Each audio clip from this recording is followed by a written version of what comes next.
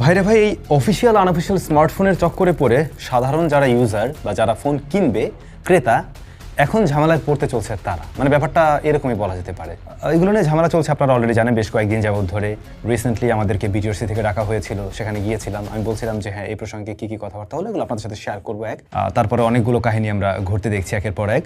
Even ব্যবসায়ীরা already যারা মানে গ্রে মার্কেটের ফোন নিয়ে কাজ করতো তারা না শুধু, হোল বাংলাদেশের মোবাইল ফোন বিক্রেতাদের যে কমিউনিটি রয়েছে সবাই মিলে উদ্যোগ নিয়েছে তারা ফোন সেল বন্ধ রাখবে বা তাদের দোকান বন্ধ রাখবে। মানে কেন বন্ধ রাখছে এটার পিছনেও আমরা বেশ কিছু হয়তো কারণ অলরেডি সোশ্যাল মিডিয়া থেকে দেখেছি। যেমন বিভিন্ন নিউজ থেকে দেখলাম ব্যবসায়ীদের কমিটির যে জেনারেল সেক্রেটারি রয়েছে ওনাকে ডিবি পুলিশ ওনাকে উঠিয়ে নিয়ে যায় রাতের বেলা, এরকম আর কি, কোনো ধরনের নোটিস টোটিস ছাড়াই আর কি। তো এরকম তারা পরের দিন বিক্ষোভ করে, করে কি বলে তাদের আন্দোলন কর্মসূচির মধ্য দিয়ে। পরবর্তীতে যদিও তিনি আবার ফিরে আসছেন, যেটা জানতে পারলাম আর কি। এনিওয়ে, এই প্রসঙ্গের দিকে আমি যাচ্ছি না, বাট আসলে দিন শেষে ক্রেতারাই ঝামেলায় পড়তে যাচ্ছে। দেখুন, স্মার্টফোন সেল বন্ধ থাকছে, তার মানে আমরা চাইলে কিনতে পারবো না। তারা যদি তাদের দোকান আবার বন্ধ করে দেয়, এই মুহূর্তে খোলা আছে আমি যেটা জানি, বাট বন্ধ করে দিলে আমরা কিনতে পারবো না।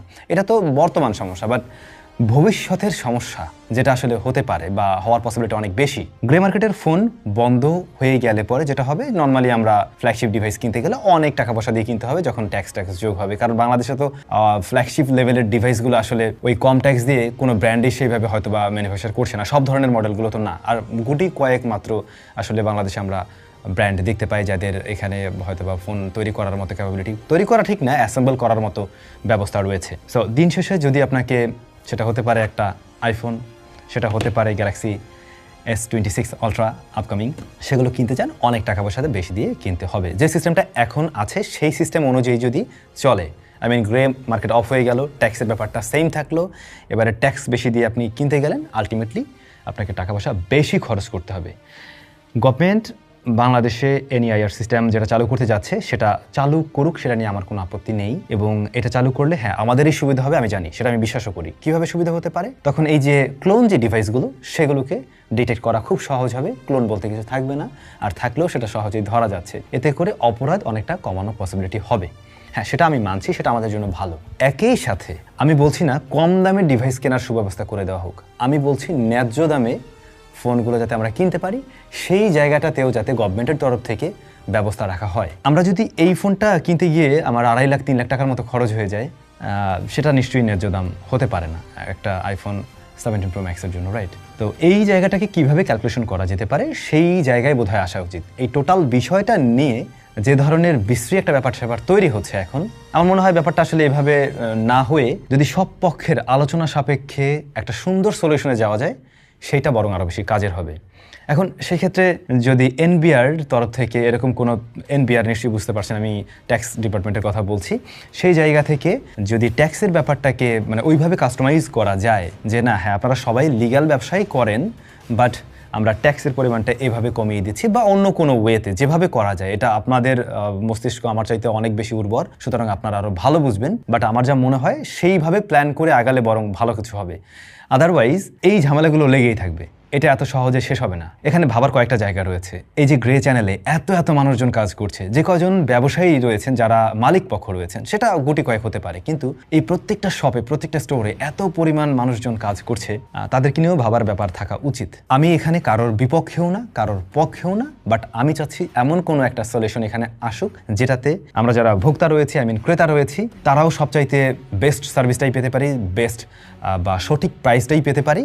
দ্বিতীয়ত, যারা অলরেডি বাংলাদেশে ব্যবসা করছেন, সেটা গ্রে চ্যানেল হোক, যারা গ্রে চ্যানেলে ব্যবসা করছেন তাদের কাছে কিন্তু অফিসিয়াল ডিভাইসগুলো থাকে, তারা সেগুলোও সেল করে। তো তারাও যাতে বিজনেসটা ঠিকভাবে করতে পারে সেই জন্য আসলে যে জায়গাটাতে হাত দেওয়া উচিত সেই জায়গায় আমার মনে হয় হাত দেওয়াটা উচিত। মানে একটা সিস্টেম আমি বিল্ড করতে চাচ্ছি, ডেফিনেটলি সেটা আমি বিল্ড করতেই পারি ভালোর জন্য, বাট পার্শ্ববর্তী সব কিছু নষ্ট করে ব্যাপারটা আমি জানি না, মানে আমি যেটা বোঝাতে চাচ্ছি আসলে সেটা বুঝতে আপনাদের কোনো সমস্যা হচ্ছে কিনা। এটা উপর মহলের এই ভিডিও যারাই দেখেন না কেন, সেটা অফিসিয়াল চ্যানেলের লোকজন দেখেন, গভর্নমেন্টের লোকজন দেখেন, আইদার আমাদের যারা আমার মতো আমজনতা রয়েছেন তারা দেখছেন, আর যারা গ্রে চ্যানেলে কাজ করছেন তাদের উদ্দেশ্যেও আমি বলবো যে জিনিসটাকে কোনো ওয়েতে নিলে পরে কোনো ধরনের অবৈধ কাজও হচ্ছে না, আবার আমাদেরকে অতিরিক্ত দাম দিয়েও কিনতে হচ্ছে না, বরং আপনারাও ঠিকভাবে ব্যবসা করতে পারছেন, গভর্নমেন্টের তরফ থেকে কোনো সমস্যা নেই। এদিকে ক্লোন ফোনের যে ব্যাপারটা, সেই ব্যাপারটা নিয়েও ঝামেলা নেই। আই মিন সবার যে ইউনিক আইডি বা IMEI নাম্বার সেটা গভর্নমেন্টের ডাটাবেসে থাকুক, কোনো সমস্যা নেই। তো এই টোটাল সিস্টেমটা বোধহয় এইভাবে বিল্ড করা উচিত। বাকিটা কিভাবে সম্ভব? এখন এইখানে এনবিআর এর বোধহয় একটু হাত দেওয়া উচিত, তাহলে বোধহয় অনেকটাই সহজ করা সম্ভব। আচ্ছা, এবারে আমাদের যে বিটিআরসিতে ডেকেছিল, ওখানে ডাকার পরে যে বিষয়গুলো আমাদের সাথে আলোচনা করা হয় বা যে বিষয়গুলো আমরা জানতে পারি সেটা আপনাদের সাথে একটু শেয়ার করছি। ভবিষ্যতে কি হতে যাচ্ছে ভাই জানি না, হয়তো অনেক টাকা পয়সা দিয়ে আপনাকে স্মার্টফোন কিনতে হতে পারে, বাট অনেক টাকা পয়সা দিয়ে এই জিনিসটা কেনার প্রয়োজন হবে না, কারণ আমাদের টাইজ হতে চলে আসছে এই ধরনের শ্যাকেট, যেগুলো কিন্তু বেশ ইউনিক এবং একেবারে লেটেস্ট। সো যারা কিনতে চাচ্ছেন 10% ডিসকাউন্টে কিনতে পারবেন। 4টা কালার ভেরিয়েন্ট অ্যাভেলেবল রয়েছে, ভিডিও ডেসক্রিপশনে লিঙ্ক দেওয়া থাকলো। SAM10 এই কুপন ব্যবহার করলেই 10% ডিসকাউন্ট পেয়ে যাবেন, আর এটা আমাদের নিজস্ব ব্র্যান্ড, আপনারা হয়তো অলরেডি জানেন। অলরাইট, কোথায় জানাচ্ছিলাম? বিটিআরসি থেকে আমাদেরকে যেটা জানানো হয়, হ্যাঁ, আগামী ডিসেম্বরের 16 তারিখের পরে যে ফোনগুলো গ্রে চ্যানেলে আসবে সেগুলো নেটওয়ার্ক কানেক্টিভিটি বন্ধ করা হবে, এটা শিওর করেছে তারা ওই দিন। বিফোর 16 তারিখ আপনি যদি কোনো স্মার্টফোন কিনে থাকেন, সেটা গ্রে চ্যানেল হোক, যে চ্যানেল হোক, ওটা অটোমেটিক রেজিস্টার হয়ে যাবে। সুতরাং ওটা নিয়ে চিন্তা করার কোনো কারণ নেই। অলরেডি আপনার হাতে যদি কোনো একটা আনঅফিশিয়াল ডিভাইস থাকে, সেটা অটোমেটিক রান করবে। রেজিস্ট্রেশন ডিরেজিস্ট্রেশনের একটা প্রসেস থাকবে। আমি একটা ফোন কিনে সেটা আবার সেল করতে চাইতেই পারি, যদি আমার নামে অলরেডি রেজিস্টার হয়ে যায়। আমি যদি সেটাকে সেল করে দিই, আরেকজন ব্যবহার করে, এবং সে যদি সেটা ডিরেজিস্টার করে রেজিস্টার না করে ব্যবহার করতে চায়, তাহলে কিন্তু এটা আমার নামেই থেকে যাচ্ছে, যেটা একটা ঝামেলার কারণ হবে পরবর্তীতে। গাড়ির ক্ষেত্রে আমরা যেমনটা দেখি, রেজিস্টার ডিরেজিস্টার করার একটা ব্যবস্থা থাকে, নাম ট্রান্সফারের একটা ব্যবস্থা থাকে। হ্যাঁ, সেরকম একটা প্রসেস তারা রাখতে যাচ্ছে, যদিও ব্যাপারটা আমার কাছে যথেষ্ট, মানে আসলে সবার জন্য কমপ্লিকেটেড না হলেও, লাইক আমার মতো লোকের জন্য কোনো কমপ্লিকেশনের এখানে নেই, আপনার জন্য হয়তো বা নেই, বাট অনেকের জন্যই আছে। এটা একটা কমপ্লিকেটেড প্রসেস হতে পারে। সেক্ষেত্রে তারাও জানালো যে আমরা যখন কোশ্চেন করছিলাম যে আসলে চাইলে রিরেজিস্ট্রেশন কীভাবে করবে, বললো হ্যাঁ, এই ধরনের সুবিধা থাকবে। তাদের 24/7 কলিং সিস্টেম থাকবে।